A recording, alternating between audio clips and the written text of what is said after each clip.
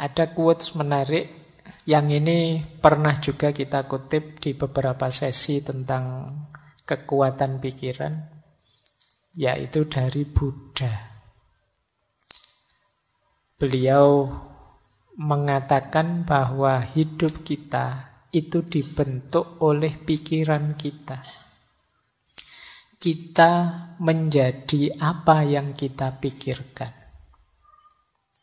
Kegembiraan itu mengikuti pikiran yang jernih, seperti bayangan yang tidak pernah pergi. Quotes ini isinya 3 hal secara sekaligus. Yang pertama, hidup itu dibentuk oleh pikiran kita. Yang kedua, kita adalah apa yang kita pikirkan. Dan yang ketiga, pikiran jernih itu menggembirakan. Sebagaimana bayangan dengan sesuatu yang dibayanginya. Jadi kalau orang kok pikirannya jernih, otomatis gembira. Kenapa kok kita galau? Kemungkinan pikiran kita ruwet. Jadi tidak karu-karuan, itu terus kita sedih. Tapi kalau pikiran kita jernih, oh yang salah ini, yang benar ini. Oh yang cocok ini, yang tidak cocok ini. Kalau tegas jelas, itu kan kita senang, gembira, lega. Tapi kok masih banyak kerumitan-kerumitan, keruwetan-keruwetan, tidak jernih, itu biasanya kita masih galau. Maka kegembiraan itu mengikuti pikiran yang jernih.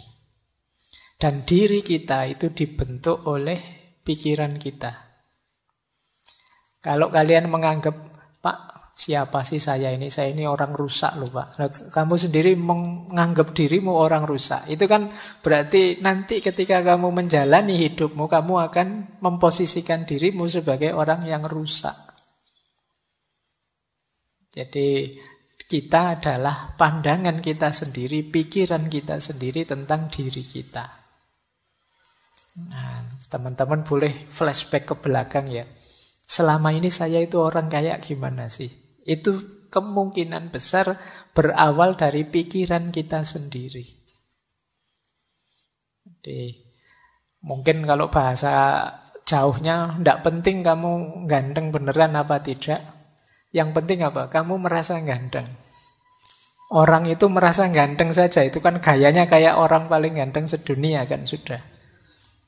Jadi meskipun secantik apapun kalian, seganteng apapun kalian, kalau pikiranmu, saya itu Pak, ya gayamu juga merasa seperti orang yang biasa saja. Jadi kita adalah sejauh yang kita pikirkan. Hidup kita dibentuk oleh pikiran kita.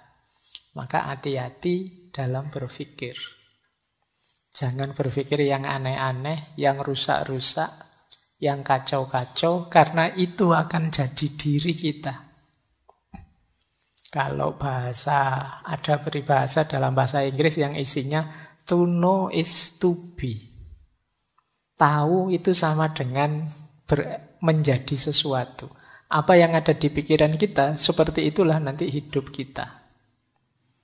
Kalau kita isi dengan hal-hal yang positif, ya hidup kita akan menjelma positif. Tapi kalau pikiran kita isi dengan banyak hal negatif, ya kita akan jadi orang yang negatif. Nah, ini pesan besar pertama ya, pentingnya pikiran. Makanya kata Imam Ghazali, pikiran itu pasukan kita yang paling kuat. Pikiran itu mungkin bukan penentu, tapi dia yang paling powerful, paling berpengaruh dalam hidup kita. Yang banyak menentukan hati. Tapi hati ini banyak disuplai informasinya oleh pikiran. Baik. Coba ya bayangkan kalian ngaji tadi berangkat sambil membayangkan, wah nanti ngajinya mesti lama 2 jam.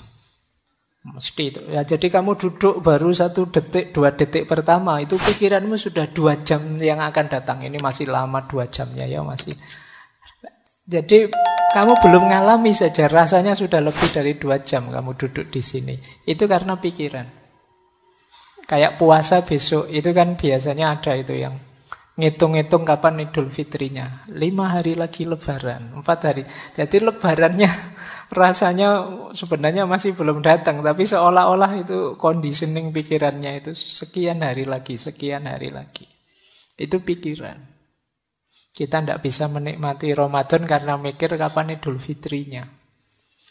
Nanti hari pertama sudah dihitung. 30 hari lagi Lebaran. Ayo mikirnya wis tekan Lebaran. Baru terawih hari pertama. Jangan-jangan kalau pas terawih hari pertama kita pikirannya nanti Lebaran mudiknya tanggal berapa ya? Bajuku sudah berapa ya? Harus mikirnya Lebaran. Nggak mikir Ramadannya. Barang siapa yang begitu datang Ramadan seneng, itu diharamkan neraka. Yuk. Begitu Ramadan datang kamu seneng, tapi Ramadannya sendiri datang kamu lupa. Yang hadir di pikiranmu lebih banyak Idul Fitrinya sama liburan kuliahnya. Jadi gupuh prei sama seneng-seneng Idul Fitrinya sampai lupa Lebaran. Itu pikiran. Hidupmu, gayamu, orientasimu ya ditentukan oleh pikiran. Maka penting pikiran yang jernih. Ada lagi kalimat dari Zhuangzi. Kalau ini salah satu tokoh dari Taoisme. Dulu pernah kita bahas khusus beliau ini. Kata dia begini, mereka yang mengikuti Tao. Tao itu artinya jalan. Ini konsepnya mungkin agak dekat dengan kalau dalam Islam ada thariqat, sama-sama jalan. Meskipun definisinya agak harus didalami lagi, tidak sederhana tahu itu. Tapi siapa yang mengikuti tahu pasti memiliki pikiran yang jernih. Orang yang pikirannya jernih ini mereka tidak membebani pikiran mereka dengan kecemasan. Dan luwes, lentur, mudah menyesuaikan diri dengan kondisi eksternal. Ini cirinya orang yang pikirannya jernih. Orang yang mengikuti jalan pikirannya akan jernih. Kalau pikirannya jernih, dia ini mudah menyesuaikan dengan kondisi situasi di sekelilingnya dan tidak mudah cemas.